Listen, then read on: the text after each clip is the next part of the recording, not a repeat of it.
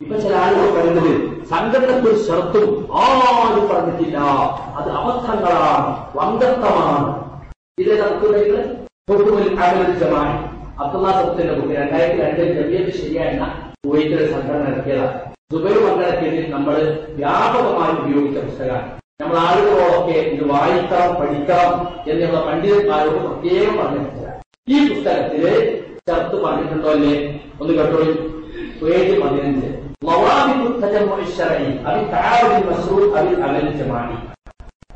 ശരഈയായ കൂട്ടായ്മ അല്ലെങ്കിൽ പൊതുപ്രവർത്തനം, ശരഈയായ സംഘടിതമായ പ്രവർത്തനം, അതിന്റെ ലവാബിത്തുകൾ എന്ന വ്യവസ്ഥകൾ ഷർത്തിന്റെ മറ്റൊരു വാക്കാണ്.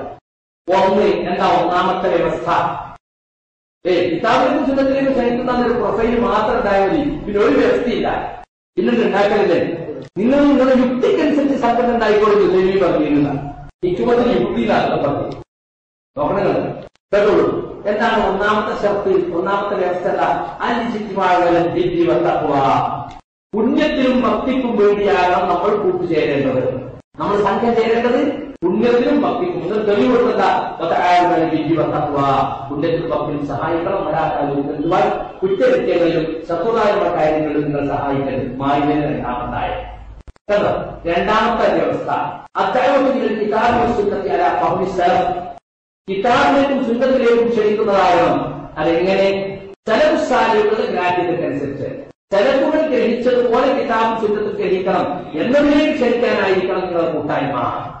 ഇതായ രണ്ടാമത്തെ ശരീരമൊന്നും ഞാൻ വായിക്കില്ല, സമയമില്ലാത്ത. 3 അല്ലാത്തതുമില്ല മാനസികത്തിൽ വരാത്തു അസമീയത്തിൽ കുറ്റകരമായ ഒരു കാര്യത്തിലേക്ക് മായിരിക്കലും നിങ്ങൾ ലക്ഷണം. അതുകൊണ്ട് അസമീയത്തിൽ ഒരു പക്ഷപാതിത്വത്തിൽ നിങ്ങൾ സഹായിക്കുന്നതായിരിക്കരുത്. 4 അഹ്ലുസുന്നത്തിൽപ്പെട്ട ഉന്നതന്മാരായ പണ്ഡിതന്മാർ നിങ്ങളുടെ ഈ കൂട്ടായ്മ അംഗീകരിക്കണം. തോന്നിയോട് ഉണ്ടാക്കുന്നതല്ല. ഇത് ശരിയാണോ? ഒന്ന് പണ്ഡിതന്മാരോട് ചോദിക്കണം, എങ്ങനെ ഉണ്ടാക്കിയിട്ടുണ്ട്, ഇങ്ങനെയൊക്കെയാണ് ഞങ്ങളുടെ രീതി. ഇതൊക്കെ ശരിയാവേ അഹ്ലുസുന്നത്ത് അക്കാദുരമാണ്. ചോട്ടാനോട്ടകളിൽ മീറ്റിംഗ് കൂടിച്ച് 25 ആളല്ല 20 കൂടിയിട്ട് കാര്യമില്ല. അക്കാദുര അഹ്ലുസുന്നത്ത് വജമാ അംഗീകരിക്കണം. 5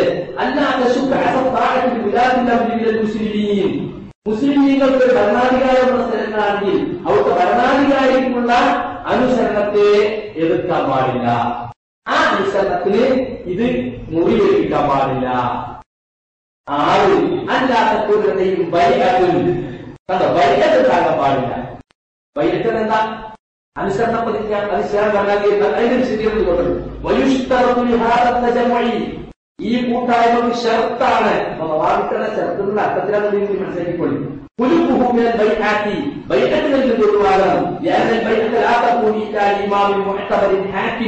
ഇസ്ലാമിക ഭരണാധികാരിക്ക് മാത്രമേ അങ്ങനത്തെ ബൈഅത്ത് പറഞ്ഞു. എന്നാൽ സംഘങ്ങളുടെ നേതാക്കൾ അവർ നല്ല കാര്യത്തിൽ അനുസരിക്കപ്പെടാം. ദൂരബൈഅത്തിന് ബൈഅത്തും കൂടാതെ. കണ്ടോ?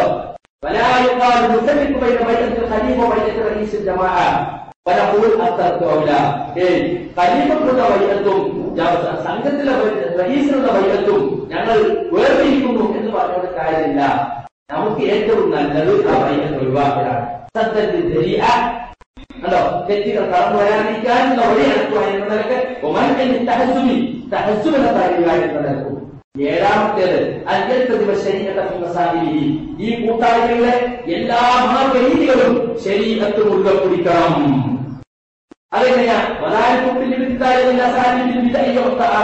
ഗൂഢാലോചനയുടെ മാർഗങ്ങൾ, പുത്തൻ ശൈലികൾ അകത്തിരിക്കണം. ശരഈൻ അംഗീകരിക്കാത്ത മറ്റു മാർഗങ്ങൾ അത് നിൽക്കണം. ഫിത്നകളിലേക്ക് നയിക്കുന്ന മാർഗങ്ങൾ സ്വീകരിക്കാൻ പാടില്ല. സുതാര്യമായ പ്രത്യക്ഷമായ മാർഗങ്ങളാണ് സ്വീകരിക്കണം. ആ കാലഘട്ടത്തിലെ ദഅവത്തിന്റെ ഇമാമുകൾ, ഉന്നത പണ്ഡിതന്മാർ അംഗീകരിച്ച മാർഗങ്ങളായിരിക്കണം സ്വീകരിക്കേണ്ടത്. 7 ഷർത്ത് എണ്ണി പറഞ്ഞതാണ്.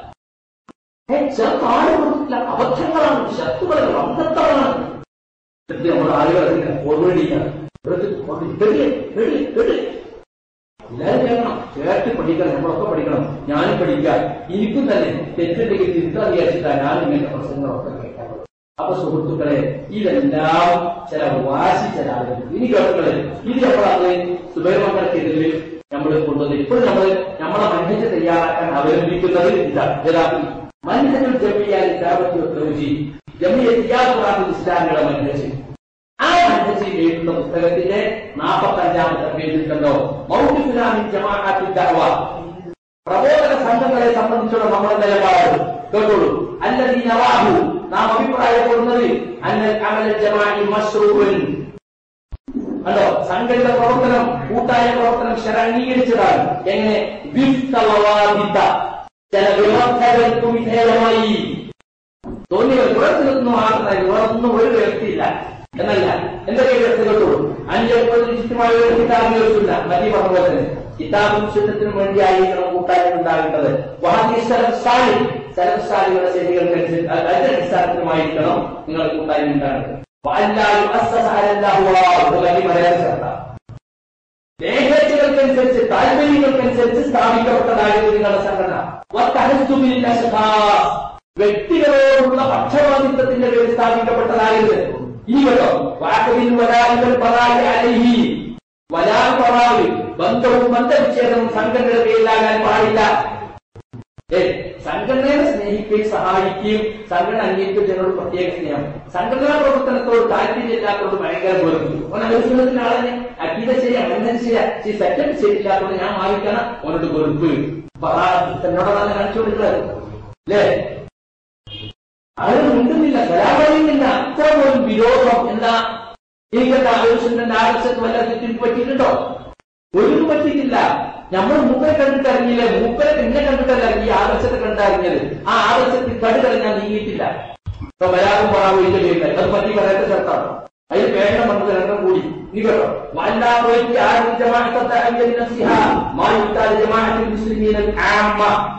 മുസ്ലിമീങ്ങളുടെ പൊതുസംഘം അത് വൈകല്യപ്പെട്ട ഒരു ഭരണാധികാരി, ആ ഭരണാധികാരി മുസ്ലിം സമൂഹമുണ്ട്. ആ സമൂഹത്തിന് നൽകുന്ന, ആ ജമാഅത്തിന് നൽകുന്ന പ്രാധാന്യം ഇതിന് നൽകാൻ പാടില്ല. ഇമാം ആമിന് വഹിച്ചിരുന്ന പോലെ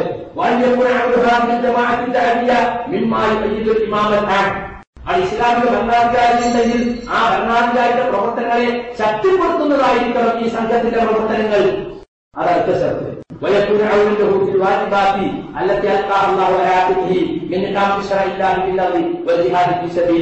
അള്ളാഹുവിന്റെ മാർഗ്ഗത്തിൽ ജിഹാദ്, അള്ളാഹുവിന്റെ ശരണം നടപ്പിലാക്കൽ, അതുപോലെ ഭരണാധികാരിയുടെ ചുമതലയുള്ള കാര്യങ്ങളിലൊക്കെ അദ്ദേഹത്തിന് ഒരു താങ്ങും തണലും സഹായമായിട്ടായിരിക്കണം ഈ സംഘടന കൊള്ളേണ്ടത് കേട്ടോ. അപ്പൊ ഇത്രയും ശർത്തുകൾ ആര് പറഞ്ഞു? ജമീൽ ഇയാൾ ഇസ്ലാമിന്റെ മനഹജിൽ പറഞ്ഞു. തൽക്കാലം രണ്ടെണ്ണം വായിക്കാം. ഇനിയുണ്ട്, ഇനി പതൊക്കെ ഇനി കുറച്ച് പറയണ്ട്. ഇത് 10 ശർത്ത്. അപ്പൊ നമ്മുടെ സുഹൃത്തുക്കള് എവിടെക്കാ പോകുന്നത്? എനിക്ക് വളരെ ബഹുമാനമുള്ള ചില സുഹൃത്തുക്കളാണ് ഇത് പറഞ്ഞത്. എനിക്കുള്ള എല്ലാ ബഹുമാനവും ഞാൻ നിർത്തിക്കൊണ്ട് തന്നെ പറയട്ടെ.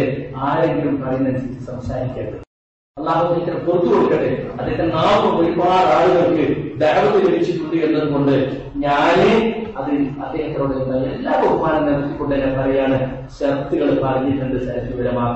സൗദിയിൽ ജീവിച്ച ഒരാൾക്ക്, മദീനത്ത് പഠിച്ച ഒരാള് അത് കണ്ടില്ലാതെ പറയുന്നത് ശരിക്കും അത്ഭുതകരമായി തോന്നുകയാണ്. ഏതായിരുന്നാലും നമുക്കൊക്കെ ശറഈയായ ഇവര് പറ്റിയ അബദ്ധങ്ങൾ അല്ലാഹു സുബ്ഹാനഹു വ തആല പൊറുത്തു തരട്ടെ എന്ന് ഞാൻ പ്രാർത്ഥിക്കുകയാണ്.